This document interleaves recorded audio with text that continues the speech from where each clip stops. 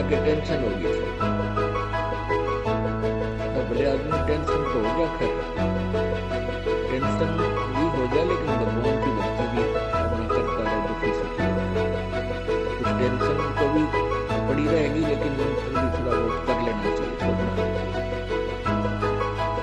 अब ये तो मंत्र इस काल ने तो इतनी टेंशन कर रखी है इस प्राणी के साथ में, गिनती है गोना।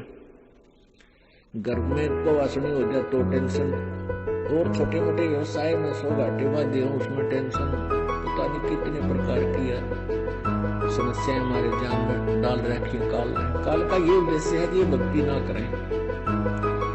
जब इनको मनुष्य शरीर प्राप्त हो तब तो इनमें इतनी टेंशन भर दी या विकार भर दिए, कोई गुट्टी लावे, कोई जुआ खेले, कोई दारू पीवे, बीड़ी पीवे, सिगरेट पीवे, कोई 2 नंबर के काम में, कोई कोठी बनाने के काम में, यानी इनको सबको ऐसा व्यस्त कर रखा है कि फुर्सत को नहीं। और फिर अब ये है भक्ति का समय आ गया, अब ये भक्ति युग आ गया, भक्ति का काल आ गया, समय भक्ति काल बिजली पीटी है।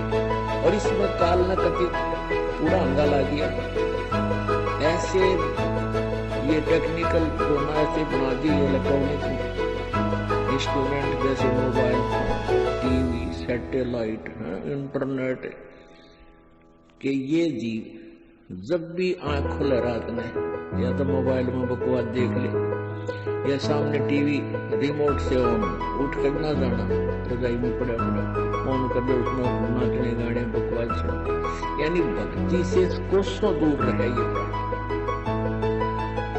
अब इसने कितना कुछ, अभी 20-30 वर्ष से आप देख रहे हो कितना कुछ साइंस में तरक्की करी, या काल जीवन है, इस काल ने दे रखी है। और परमात्मा ने भी ये समय इसलिए चुना था कि अब ये जो साइंस के इंस्ट्रूमेंट हैं ये हमारा काम आएंगे। एक जगह बैठे और लाखों करोड़ों जगह टीवी में परमात्मा की महिमा को घर बैठे सुन सका करेंगे। हम इन बकवास क्यों देखेंगे, हम भगवान देखेंगे, परमात्मा की चर्चा सुना करेंगे, तो हम इसका सदुपयोग करेंगे। तो पुण्यात्माओं, ये परमेश्वर कहते हैं, जिन हर जैसा सुमरिया हर ताको तैसा लाभ, ओसा प्यास न भाग ही जब लग बसैनी आग। जिन्होंने जैसी भी भगवान की भक्ति की है उनको उतना ही लाभ अवश्य मिलेगा, और ओस पीने से प्यास नहीं बुझती, ओस चाटने से प्यास नहीं बुझती। प्यास बुझेगी गट गट गिलास पीने पानी के, गिलास के गिलास पिया जब प्यास बुझेगी। तो हम पहले क्या करते थे, दान धर्म कितना करते थे, 2 रुपये चढ़ा दिए तो 5 मुश्किल से 10 चढ़ा दिए तो बड़े खुश रहा करते, या 100 रुपये का प्रसाद बांट दिया हनुमान जी के मंगलवार में। तो ये हमारी पूजाएं थी, तो ये तो हम ओस चाट रहे थे। और अब आप देख रहे हो पाठ के पाठ करते जा रहे हैं, भगवान के हवन के लिए जोत के पैसे, जोत का घी दान किया जा रहा है, ये गिलास के गिलास पिए जा रहे हैं, और इनसे प्यास बुझेगी। कोई पाठ करवा रहा है, कोई वैसे गुप्त दान, खूब वैसे दान दे रहे हैं, तो ये गिलास के गिलास पानी के पिए जा रहे हैं, इनसे प्यास बुझेगी, इनसे आपको पूर्ण लाभ होगा। और सतभक्ति मंत्र करेंगे, आजीवन मर्यादा। अब ये टेंशन तो काल ने या पैदा कर रखी है कि भक्ति ना कर सके, लेकिन इन टेंशनों में ही आपने भक्ति करनी पड़ेगी। चाहे रो के करो, चाहे खुश होकर कर लो, दुखी होकर कर लो। मान लीजिए कोई घर का सदस्य उपदेशी नहीं था, उसकी मृत्यु हो गई, दुख तो बहुत आता है, क्योंकि हमारे अंदर एक ऐसी व्यवस्था बनेगी, हम रह नहीं सकते, रोना भी पड़ेगा, खूब बुरा गिला, लेकिन फिर भगवान भी फिर याद रखे, परमात्मा ये क्या ले गए इतने दिन, उन बातों ने ध्यान रखे कि ये के लेके गया। अगर हम ये भक्ति करना होता, परमात्मा इसको जीवन दान भी देता है, इसकी आयु भी बढ़ा देता है यदि सत भक्ति करता है। और ये लेके क्या गया, सारा जीवन बर्बाद कर गया। तो इस प्रकार इन सब विचारों को ध्यान में रख के, सब बातों को विचार करके और भजन जरूर करें। जब याद तो बहुत आते हैं, मृत्यु को प्राप्त हो जाते हैं जो साथी परिवारजन, लेकिन भगवान भी रो रो कर मालिक ने भी याद रखा, मतलब बोलना नहीं भगवान। और भी कई प्रकार की टेंशन हो जाती है, किसी प्रकार की कई चिंताएं होती हैं, लेकिन चिंताएं तो हैं, चिंता भी नाम से ही समाप्त होगी और परमात्मा की भक्ति तक करनी पड़ेगी, इन चिंताओं में करनी पड़ेगी। एक समय दुर्गा जी जून के महीने में यानी गर्मी के मौसम में घोड़ी पर सवार होकर जा रहा था किसी दूसरे गांव में। रास्ते में किसान ने रहट जोड़ रखा था, रहट, हरहट। वो रहट क्या होता था कि उसमें एक पुली होती थी लोहे की, उस पुली के ऊपर के ऐसे एक चैन डाल दी जाती थी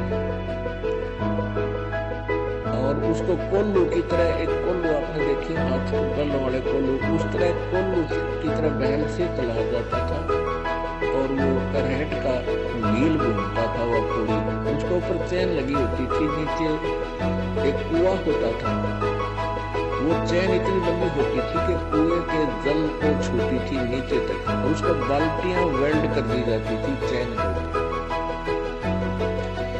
और वो बैलों को चला घुमाया जाता था कोल्लू की तरह, तो वो व्हील घूमता था, वो पुड़ी घूमती थी, वह चैन साथ में घूमती थी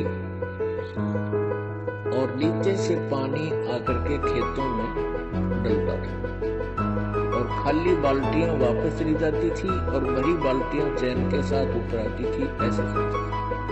तब वो पानी खेतों में सिंचाई के काम आता था। तो किसान की घोड़ी को प्यास लगी, किसान को भी प्यास लगी। उसने देखा कि सामने रहट चल रहा है और पानी पीवेंगे, घोड़ी को भी पिलाएंगे। अब जो ही उस घोड़ी को निकट लाया वो दरोगा यानी वैसे तो रहट के अंदर से आवाज आया करती थी, वैसे जुगाड़ हुआ करते थे। नील गाल तो डाल रखे थे, वो चरचू करके वो काफी जोर की आवाज आती थी उसकी। वह घोड़ी उस चरचू ने सुनकर, चींचू ने सुनकर और वह फड़क गई, एक किला दूर जाके डटी। दरोगा जी गुस्से में हो गए, करे किसान या चू चू बंद कर दे भाई, ची चू बंद कर दे, मेरी घोड़ी डर रही है, मैंने पानी पीना और पिलाना है। अब किसान ने वो बैल रोक दिए, जो बैल चल रहे थे कोल्लू को सा फिरा रहे थे, उसके वो चलने से आवाज आ रही थी, पानी भी आ रहा था, तो किसान ने वह बैल रोक दिया, तो पानी आना, जल आना भी बंद हो गया और आगे जल सीधा खेत में जा रहा था। खेत में जल साथ साथ वह जमीन प्यासी थी, पी रही थी, जल घोड़ी के पीने योग्य एक तरीक नहीं रहा। घोड़ी निकट आई, जल का नहीं। दरोगा जी ने कहा कि किसान जल निकाल, उसने फिर बैल का डंडा मार दिया, बैल चला तो चू ची चू, फिर वही घोड़ी फिर भागी। तो किसान को उसने कहा, दरोगा ने गया चू चू बंद करवा, ची चू बंद कर, उसने फिर बैल रोक दिया, फिर घोड़ी लिया, पानी पाया। तब वो किसान बोला, दरोगा जी इस चींचू में पी गए ना, दोनों मरोगे तुम, तो ये चींचू में पीना पड़ेगा ये जल, राम नाम का भाई। जब राम नाम बंद कर दिया तो भक्ति गई, वह चू चू तो फायदा क्या हुआ, वह टेंशन तो सही से भक्ति और बर्बाद होगी। तो इस चींचू में पानी पीना पड़ेगा, जल पीना पड़ेगा भाई, हिम्मत रखो और एक दिन परमात्मा ऐसी कृपा करेगा, यह चींचू भी बंद हो जाएगी, क्योंकि परमात्मा के नाम से सब दुख दूर होते हैं। कबीर 5 पहर धन दे गया और तीन पैर रया सोए, एक पैर हरि ना भजा फिर मुक्ति कहां से होए। 8 पहर 24 घंटे को 8 पहर में, पहले 8 पहर होती थी 24 घंटे। अब परमात्मा कहते हैं तो एक पैर में 8, एक पैर में 3 घंटे हो गए। तो परमात्मा कबीर जी ये बताना चाहते हैं कि 3 पैर तन धंधा करा 15 घंटे, 5 पैर तो 3 पैर तो सो गया, यानी एक दिन रात टोटल पूरा कर दिया। और एक पैर हरि ना बजा, 3 घंटे भी भगवान को नहीं दिए तुझे। 5 पैर धन दे गया, 3 पैर गया सोए, एक पैर हरि ना जपो मुक्ति कहां से हुई। यानी टोटल 3 घंटे परमात्मा ने बता दिया कि पूरे 24 घंटे में 3 घंटे आप भगवान के भजन में अवश्य लगाओ। और उनका ये नहीं है कि स्पेशल एक जगह बैठ के लगा लो, बहुत समय होता अपने पास। जैसे आप भी कोई मजदूरी के लिए जाते हो, घर से वहां तक घंटा एक लगे, मालिक का सिमरन करता था, बस में बैठ कर जा रहे हो कि काम बस वहां भक्ति करें। खेतों में जा रहे हो, खेतों से घर से लेकर वहां तक जो खूब भक्ति करे, अपना मंत्र याद रखे। और बहुत से ऐसे कार्य हैं जो काम करते करते भी भगवान की भक्ति कर सकते हैं। जैसे खेत में आली हल जोतता है, देखे पहले ही आड़ी में लक्ष्मी चंद की रागनी गाए जाती, हड़बी जोड़े जाती, तो आप भगवान की भक्ति भी करें। कभी आरती करने लग जा, कभी भगवान की वाणी बोलने लग जा, कोई फिल्मी गाने गावा है, कोई और बकवास सोच रहे हैं। तो इस प्रकार हमने अपना सुमन में 3 घंटे का समय निकालना चाहिए। जैसे सुबह का नित्यनेम आध पौना घंटा लगता है, 15 मिनट की असुर निकंदन रेणी 1 घंटा की हो गया।